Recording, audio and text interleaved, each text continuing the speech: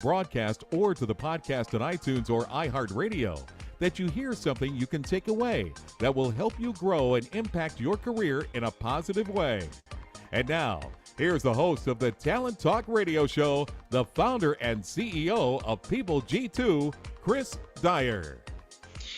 Good afternoon and welcome to Talent Talk. I'm so excited to be back. We had a little bit of a break there with vacations and being sick, and I don't know, it just seemed like the world wanted me to take a few weeks off, so we made that happen. But thank you all for tuning in, and really the reason we're here is to talk about talent, to talk about really talented people, to hopefully learn something that we can use in our career, we can use with our families, use with our friends. I don't know, just be a better human being, right? By being a better version of ourselves and hopefully being a better boss or a better leader. And so many amazing stories have come out of this show.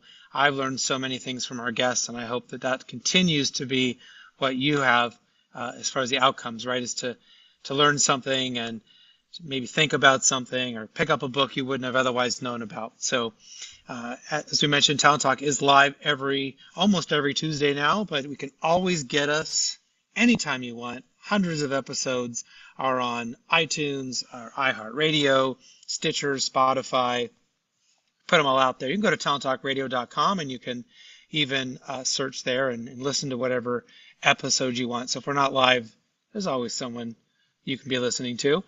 Wherever you feel like you want to hang out with us, please make sure that you subscribe. And don't forget, this year we're kind of doing this new thing. We're now live streaming. So we're on LinkedIn live streaming, Twitter, Facebook, YouTube. So if you like to hang out there, that's a better place to make sure you do that. You're connected with us, you interact with us, and the guests ask your questions there, and we'll make sure we'll get them answered. So I'm really excited today. We're going to just kind of change the format a little bit and just focus in on one guest. That's because I happen to be in Las Vegas, and I just gave a talk about remote work about an hour ago. So I thought I'd be kind to myself and only have one guest on instead of two, as I might run out of gas. So if anyone's ever been on stage, you kind of use up all of your adrenaline for the whole day in like one short burst. But anyways, let's talk about who my guest is today. I'm really excited to finally have back on the show. We had originally had him scheduled, and then I got sick, but he was kind enough to reschedule and come back with us. So we have Brian McComak. He is a speaker, author, and founder. He's the founder and CEO of Hummingbird Humanity. So let's kind of talk about who Brian is. He's a diversity and inclusion consultant. He's a speaker. So he's an author and a facilitator with over 20 years of experience in D&I, HR, company culture, change management, internal communications, and employee experience. Sounds like an expert, and it sounds like just the guy we need on the show, because this is exactly what we talk about all the time. As I said, he's the founder and CEO of Hummingbird Humanity. I'm sure we're going to find out a little bit more about that, but what I know so far is it's a consulting firm that cultivates and champions inclusive workplace cultures and human-centered leadership. So enough with all of the to-do. Brian, welcome to the show. Thank you so much, Chris. I'm really happy to be here. And I really have to edit that bio. There's too many little adjectives there, but I've done a lot of things. I get it. I have this, I want to hide. It's the only time I want to hide under a desk is when someone starts reading my bio, like for something. I'm just like, oh, okay, just stop.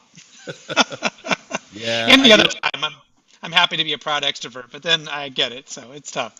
Totally.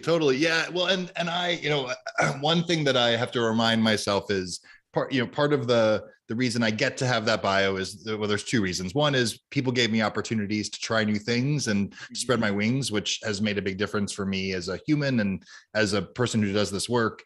And I also am innately curious. So I'm always like, I want to try that. I want to do this. And I always had this belief that at some point I would be a consultant, although I had no idea what that actually meant. But I felt like I was going to need a variety of experiences to get there. So it all worked out. Well, and you certainly have a lot of experiences, and now you're putting them all into, your consulting firm, Hummingbird Humanity. So what is the kind of work? What is it that you really enjoy sort of focusing on with your clients? Sure. Well, I will say that what we're tracking towards is developing an approach to creating human-centered workplace cultures where humans thrive, and defining what that means and what that looks like. And I have a point of view on that, which I will be revealing in formality this fall when my book comes out, which is called Humanity in the Workplace. Right now, where Hummingbird started about 2 years ago is we predominantly do diversity, equity, and inclusion work for companies. That starts to then, of course, as that work does and should, leans into how companies and leaders are thinking about their employee experience and their company culture.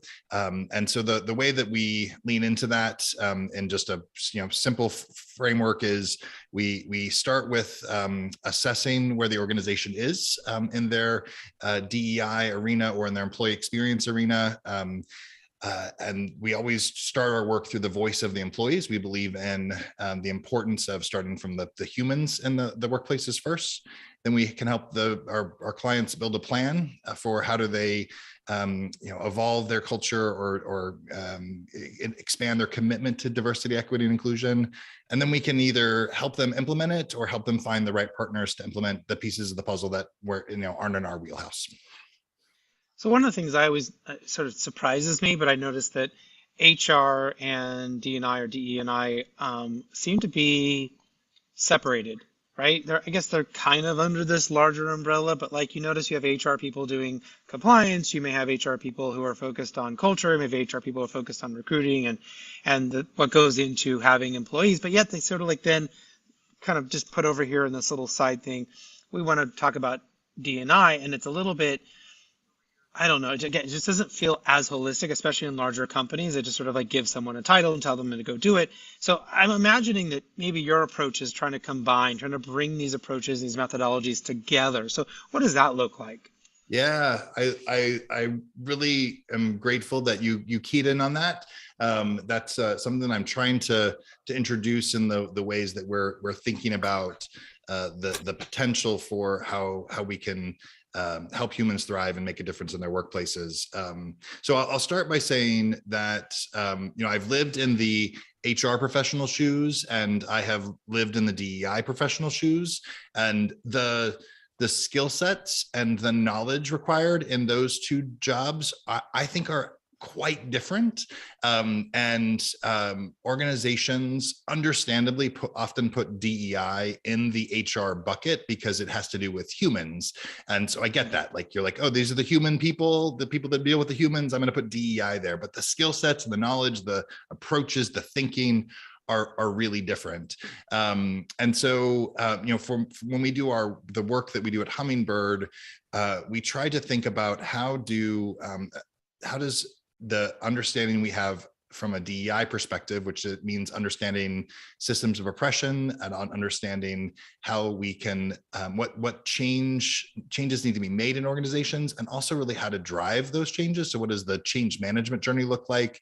And how do organizations operate? So what are the ecosystem and enterprise aspects of that evolution that really need to come to life? So we, which are often HR business partner skill sets, which are those internal skills, consulting skill sets to understand organizational change and enterprise thinking, and DEI skill sets are understanding the humanity part of the conversation and the systems of oppression. So how do you combine those to drive organizational change?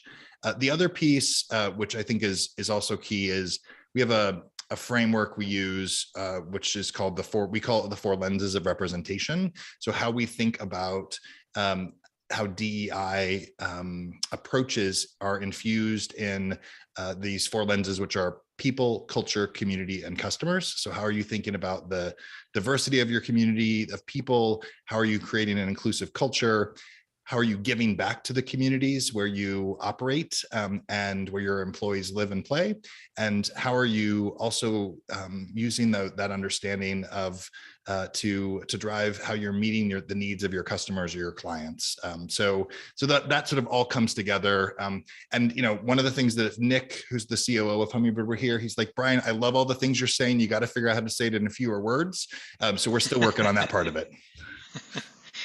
Well, that's the elevator pitch, right? How do we get that down into just a few words? So, yeah, you kind of mentioned that your work often starts with trying to figure out where companies are at. And I want to kind of get your thoughts on, the employee experience surveys, or what you guys do to kind of start with that, because I think I have a fundamental hate for surveys, employee surveys, especially when they are these big, giant, behemoth-y, 100 questions, 50 questions, whatever it is, because number one, you get people at one moment in time that feel one way that maybe might change in a week or a month, right? It's hard to get them to complete the surveys and to do it with real voice and intention, because it can be so lofty, right? They're busy, they got things to do, and you're asking them to do these giant things. So the counter, I guess, before I let you answer, the counter is that I have shifted to, hey, can I ask these questions one at a time each week, right? So we will do like a weekly survey of only one question. That way we can get an idea of what's happening, make changes, pivot when we need to pivot, celebrate when we need to celebrate, instead of just me like, and I don't know if you do this once a year, if you do it once a quarter, but how are we doing once a year? To me, doesn't reflect what's really happening, because you can have radical changes in such short periods of time. So what does that look like on your end? And maybe you're going to tell me I'm stupid and I should do it differently, but I certainly want to hear what you have to say. Oh, I actually, it would be, I'm sure that there are a moment that I might tell someone like, hey, that doesn't make any sense at all. But, one of the things that I really challenge myself and challenge everyone at Hummingbird to think about is, there are lots of right answers, and there's lots of different approaches, and there's lots of different groups of humans, and so we have to just figure out what's right for whatever group of humans we're working with. And so we have frameworks and methodologies and templates and materials and content, but it's always got to be curated for what's right for that group. And actually, I think our clients are doing some combination of both what I would call what you described as pulse surveys that are intentionally focused on a specific part of the employee experience, where we then combine those with an annual, deeper, more comprehensive survey. And I appreciate your the things you raise about the challenges with the one point in time comprehensive employee experience survey, and those are real. I think the thing that makes our approach to employee experience surveys different, and and hopefully the marketplace is starting to evolve to honor these, is that we combine DEI methodology with traditional employee engagement survey methodology. So we ask around 40 to 45 multiple choice questions with usually 3 to 5 free response questions that are helping us illuminate those sort of conversations that are in play, so we can hear through the employee voices and their free responses what's on their minds. And then we also ask over 15 demographic questions. And the key part of the demographic questions for me, and this is one of the things I think I got wrong as an HR person for many years, as many of us in HR have done, is when we're typically analyzing survey results, we're doing it at the group level. So it's at the company level, the function level, the department level, the team level. As soon as you're doing that, is you're always going to elevate the voice of the majority, and you erase or minimize the voice of the minority. So our approach when we do the analysis for those surveys is, let's start with looking at the data through different lenses of identity and intersectional identities. And so it might be, what do women of color think at this organization? How are they feeling?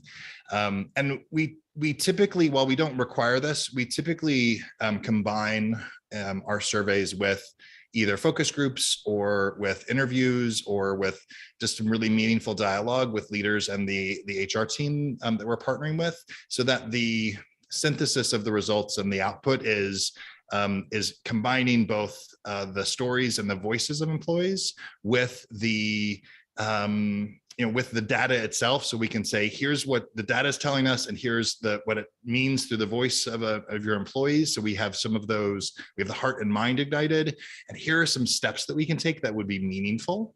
So that's the sort of big picture of the approach. And I think, then we will drill down with the client and say, okay, here's some other lenses of that data that will help you with a specific maybe set of activities for benefits or a specific set of activities for this department or function, so that you have those insights. But we try to make sure we're igniting both heart and mind with how we're telling the story, and that we're amplifying the voices of the unheard through our approach through the assessment.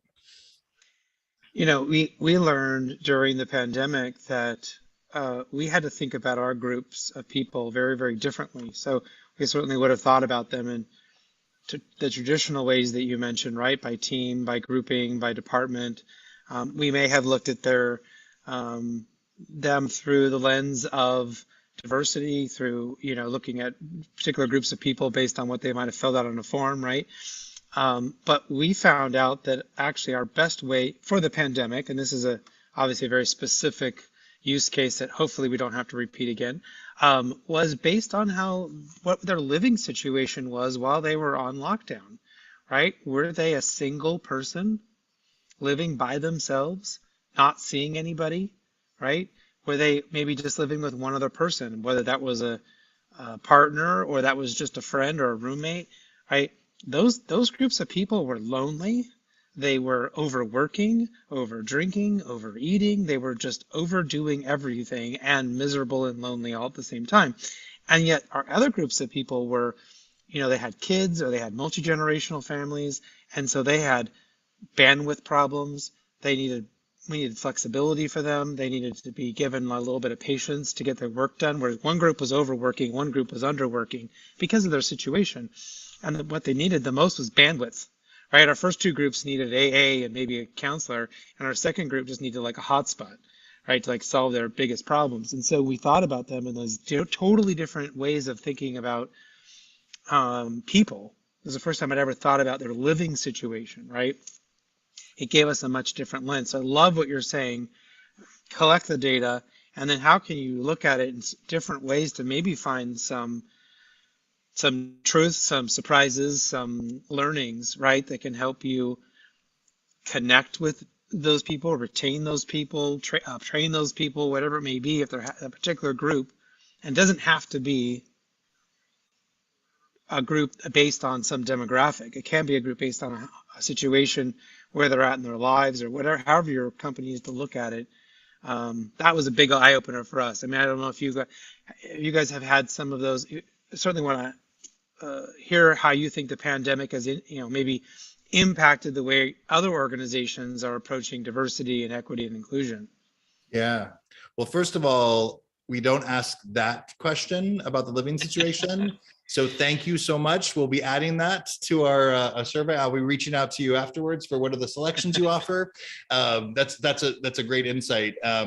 And I'll just give one other quick nod to a lens that we've added that I think was missing, and then I'll come back to your question about the pandemic. So the one lens that one of our clients challenged us to add, and this is indicative of what I shared a few minutes ago. Of there's always another lens to learn, another lens to explore, and I'm always learning. And so thanks again for that suggestion. The lens that one of our clients really challenged me to add was religion. And I was like, we can't ask religion on our survey. I'm an HR person. We don't do that. And then I went home and slept on it. And I said, wait a second, I'm a DEI person now, not an HR person. And I have all of that stuff in my head, and it's all helpful and important. And you got to ask the questions that are important from a legal perspective and compliance perspective and so on. And I said, but the purpose for this survey is how do we understand how different employees with different experiences are feeling about the culture of their company? And what I know is that over the years, having lived in New York City for much of the last almost 20 years, I had more conversations than I can count with Jewish employees who felt like the company holidays did not honor their religious beliefs. And clearly the company calendar honored Christian beliefs. And I happen to be Christian. And so that worked for me. But when I put myself or try to put myself in the shoes of those employees, I say they're right. Like, the calendar doesn't honor those religious beliefs. So we have now added religion to our survey, so we can say, hey, like, this is another conversation of how are you honoring the beliefs of your group of humans, and each makeup of a community is going to look different. So I love the different ways that we can explore this conversation, and I the pandemic has had two big impacts on workplace cultures that come to mind for me, and certainly there are many we could highlight. One is because of the murder of George Floyd and the conversations that happened in 2020, we're now having conversations about, let's add religion to the survey, or let's add a living situation to the survey, or let's add whatever other dimension of lived experience that someone might be part of someone's story. And I think that's really powerful, that we're now having conversations that just didn't happen in workplaces, and we're long overdue in many cases. The other one for me, I'm a human who battles anxiety and depression. And fortunately, through the help of psychiatrists and psychologists and community and loved ones, have come a long way with that journey. There's been times where depression took me out of the game altogether, and it really impacted how I was able to show up for life. And what I think has been really powerful and unfortunate, as well as certainly the pandemic has had significant mental health impacts on so many humans. And at the same time, we're now talking about it in the workplace, which is something new, and we're starting to break down the stigma. And I'm seeing more companies create opportunities to support mental health in the workplace for their employees. Actually, we're doing a series of steps in this engagement with one of our clients, where we are doing a couple workshops for people managers and leaders around how they can lean into supporting employees in their mental health and the different lenses of that. We're creating a resource guide, which covers a variety of different tools and resources and commitments that the employer is taking. I'll be going in next week to speak and talk about my personal experiences. So that, this is a CEO who says mental health is key to this, and we're going to talk about it, and we're going to make a difference. And I just don't know if I don't know how long those conversations would have taken to emerge if the pandemic had not transpired the way it did. Yeah, it created a shared experience that we all had I think it was the delivery method, right? It was the platter to serve up this conversation. And that's the same thing for George Floyd, and our conversations about social unrest, about politics, about mental health. And I just think it gave it, and also, I think most of us had a little bit less work at the beginning of the pandemic. A lot of minutia and a lot of the junk just suddenly went away, and we weren't going to birthday parties and events and things that we didn't need to be doing. And we had a little more time to think about stuff, right? We had a little more time to be thoughtful and check in on people. And I don't know. And that's the thing I'm going to miss about the pandemic, besides them cleaning everything properly and out in public. Is, I remember my webinars, we have good attendance on webinars. My webinars were 10x attendance. Everyone was I'm thirsty for knowledge. I finally have the time to sit and think about something and learn something. And then they adjusted, and the work came back, and they got busy again. But there was that moment where they could say, geez, maybe I'm not happy. Maybe my work hasn't been good. Maybe I need to make a change. Maybe I need to do things differently. Maybe my boss is toxic and I should get a new job, or whatever that thing was I needed to think about. Yeah, that's the silver lining for me, I guess. We had to be stuck at home for a while, we got a little gift out of it, I guess. Yeah, absolutely. Well, those early days of the pandemic were, as someone who deals with depression, were incredibly hard for me. And I'm also someone who if I'm on my MBTI, I'm right in the middle between introvert, extrovert, although I think everyone who knows me would really challenge that and say, Brian, you are 100% extrovert, because I like to be with humans. And so all of a sudden I had to be by myself with my dog, Bosco, who I love, on 24/7 for weeks on end. And that was tough for me. And at the same time, as you were just talking about, I launched Hummingbird Humanity at that time. So something really wonderful came out of it for me. And I launched the Hummingbird with a live conversation series called Hope, Heart, and the Human Spirit, because that's what we needed. And that's, what I wanted to bring to the world. I also made really phenomenal connections with other humans. Some of my friends hosted community forums, and we forged meaningful connections and relationships in ways that I don't know if any of us really thought was possible in this virtual world. So that was really exciting. And I also, just on a personal note, I had a group of friends. We got together every Friday night for 6 months and had a virtual game night. And, so those personal connections that were forged during that time are significant. And I think you're right.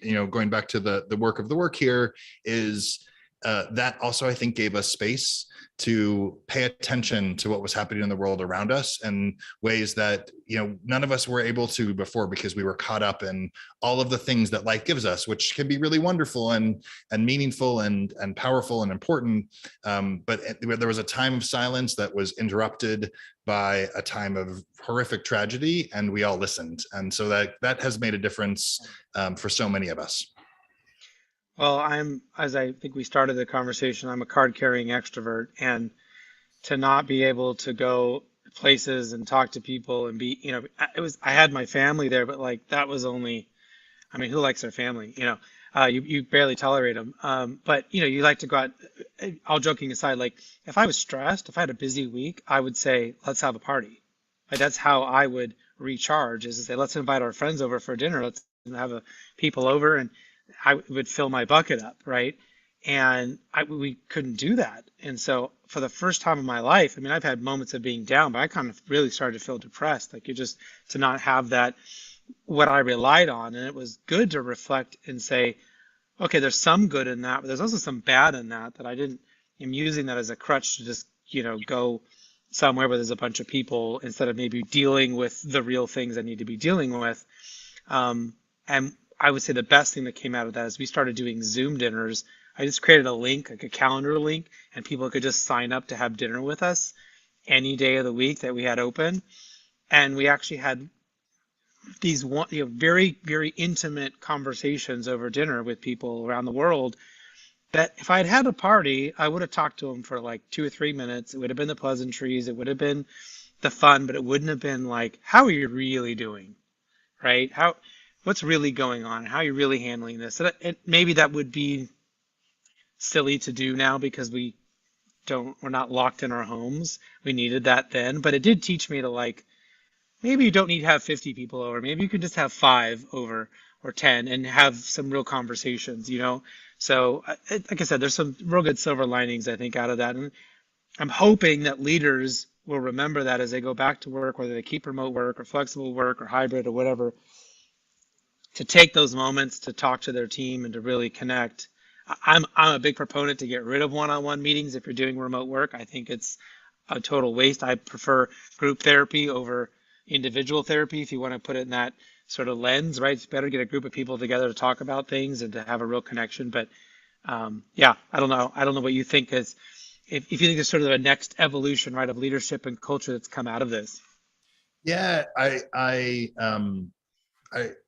well, just because of a conversation I had today, which I'll share about, I have a new sort of question that's emerging. So part of me has really appreciated this moment, which has now lasted for two years, which has, I hope and generally believe, has sparked the curiosity of leaders to say, of leaders trying to understand, how do I lead differently in this moment in time? How do I lead humans differently in an ongoing way? What did I not understand before? What do I need to understand now? What does I'll use my language, human-centered leadership look like?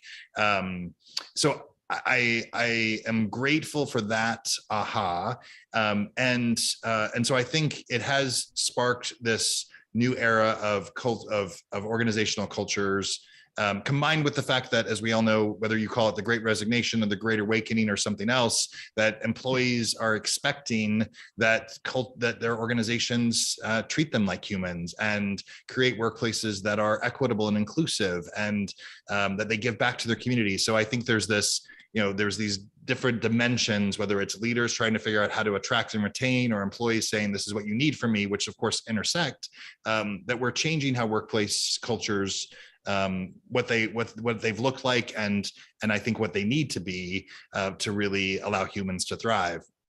What's interesting for me is, from the conversation I had with one of our global clients today is, they're finding that as we start to I don't know if we can say exit the pandemic, because I don't know what language we use now, but that they're, as sort of the real world returns, or the new normal, which I think we've decided to stop using the new normal, whatever that looks like, that their employees are feeling disconnected more now, because they're like in this in-between phase where we don't go back to the office and we work virtually, but our worlds have opened back up. And so they're trying to think about, and that was the conversation we had with them today, is how can we help them think about what does connection look like in this new environment, and how do we help foster connection and community in this in-between hybrid place, reality, which is going to emerge from this pandemic. I don't know if I have the answers there, but I think it's an interesting question. And one of the curiosities I've had is, will WeWork type spaces become more of a normal? Will that become a new benefit? So that's something else I've been wondering. Well, it's been interesting. So in all my consulting work around remote work is that we've had to teach people, they typically thought about traditional work as a place where they would have friends, where they might have a group of people who they care about. And they're usually very disappointed when they or one of them leaves that work and then they realize they weren't as close as they thought they were. And they forgot that proximity was the real connector there, right? Being in the same place over and over and over, you get close to people, but when they're not there anymore, you're not as close. And that's okay, right? So we actually had to coach people to say, it's awesome if you really connect with someone and you are really close with them here at work, but should not be your expectation. Respect, get along, work together, teamwork is great, but you need to find your friends somewhere else, right? And that shift in the mindset for people was really important. Okay, I'm not going to have all my best friends at work. I need to have them somewhere else, in a club, in a volunteer place, in a, wherever that they are going to exist. And I think that's the best part about remote work, is that you actually have people in your lives who aren't going to necessarily disappear just because your work changes. And you can have, I think, better boundaries and better, outcomes with your fellow employee that isn't based on some friendship clicky thing. I don't know. So it was been interesting to get people to shift their thinking about that, because they just naturally thought about making friends at work. It was just the natural place to go. And it's just not going to be that way with remote work or even hybrid, if that's how organizations choose to move forward. Yeah. That certainly resonates for me, and I'll share, in a personal way here, which is, unfortunately, actually for me, the work that materialized during the pandemic aligns with me personally from a values perspective and professionally from an expertise perspective, and I'm always learning both personally and professionally. But that's worked really well. So many of us, and I've been one of these humans, identify and form our self-identity around work and the workplace. And that also looks differently when you're not going to an office, and you're not connected with those humans on a regular basis. So there's also that connectivity, which I think is interesting. But I agree with you. I think it also has, when I was early in my HR career, I learned, as most HR people do, you can't be friends with the employees. It doesn't work well. And so I said I had to learn early in my career, how do I make connections and friendships and community in other places?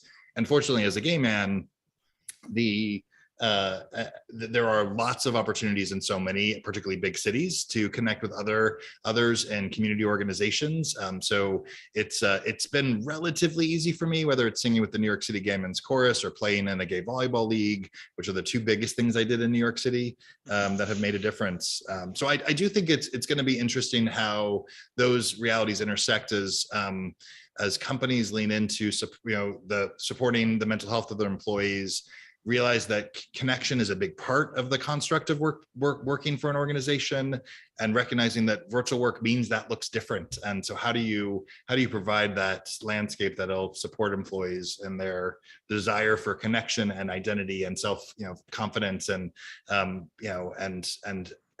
more you do to support them, the better they can deliver for your organization. So there's a benefit for leaders paying attention. Yeah.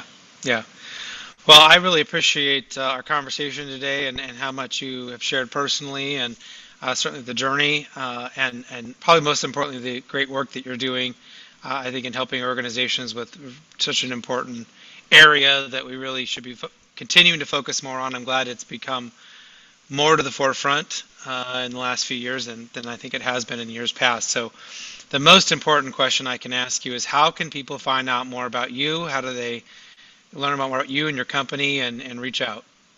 Sure. So for Hummingbird, you can find Hummingbird Humanity on LinkedIn and Instagram, on Facebook. If you go to our website, hummingbirdhumanity.com, you can also sign up for our weekly newsletter where we provide a variety of tips and tools and resources. And we always are committed to amplifying the voices of the unheard and to identifying different ways where you can bring representation to life in your organization. And then if you want to connect with me, the best way to do that is to find Brian McComak, which is McComak on LinkedIn. There I also share a series of Representation Matters posts and try to amplify the voices of others. So if you're looking for great voices to follow, it's a great place to get some ideas. Brian, thank you so much for being our guest today and sharing again your fantastic insights. Thank you everyone for listening to today's show. Hopefully you've gained something you can use in your own career in a positive way. Until next time, do what you love and show the world how talented you can be today.